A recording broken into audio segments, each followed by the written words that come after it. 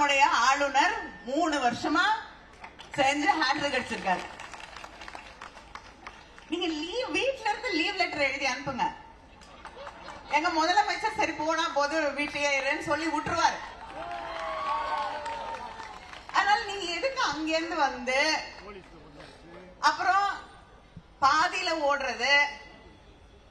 எங்களுக்கு பழகிடுச்சு. எங்களுடைய எதிரிகள் எல்லோரையுமே புறமுதுகிட்டு ஓட செய்து பழகிய இயக்கம் திராவிட முன்னேற்ற கழகம்.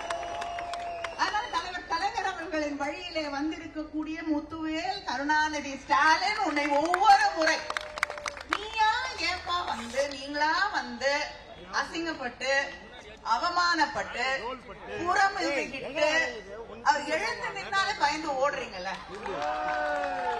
எதுக்கு உங்களுக்கு இந்த கஷ்டம்? வீட்டுல இருந்தே சொல்லுங்க நான் வரல, சரி சரி பரவாயில்ல நீ வீட்டுல இருப்பா ரெஸ்ட் எடுன்னு விட்டுருவாரு. நல்ல மனிதன்.